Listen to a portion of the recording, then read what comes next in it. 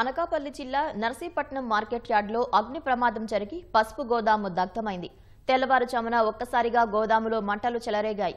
అగ్నిమాపక సిబ్బంది శ్రమించి మంటల్ని అదుపులోకి తీసుకొచ్చారు. ఎగుమతి చేసేందుకు వీలుగా ఉంచిన 50 టన్నుల పసుపు అగ్ని ప్రమాదంలో బూడిదైంది. యంత్ర సామాగ్రి కూడా దగ్ధమైంది. ప్రమాద విషయం తెలిసిన వెంటనే ఏఎంసీ చైర్మన్ గవిరెడ్డి వెంకటరమణ ఘటనా స్థలానికి చేరుకొని కారణాలపై ఆరా తీశారు. షార్ట్ సర్క్యూట్ కారణంగానే ప్రమాదం జరిగి ఉండొచ్చని ప్రాథమికంగా అంచనా వేశారు. కూడా పసుపు దుంపలు, పసుపు తాలూకా మెటీరియల్ డ్రమ్ములతో సహా చేసి క్లీన్ చేసి ఎక్స్పోర్ట్ చేస్తుంటాం. 50 టన్నుల దాకా పసుపు దుంపలు ఉన్నాయి. తర్వాత ఫింగర్ ఉంది, అందులో అన్నీ ఉన్నాయి. నాకు 4 గంటల 30 నిమిషాల టైంలో ఆ ఎదురుగా ఉన్న ఉల్లిపాయ దుకాణం వాళ్ళ కళాసులు మా కళాసుకి ఫోన్ చేస్తే మా కళాసు నేను వచ్చి చూడగా మొత్తం మంటలతో నిండిపోయి ఉంది. అప్పటికే మార్కెట్ చైర్మన్ గారు 5 గంటల 10 నిమిషాలకి ఫైర్ ఇంజిన్స్ అన్నీ వచ్చి ఆపేయి. సుమారు 60 లక్షల నుంచి ₹1 కోటి దాకా ఉంటుంది.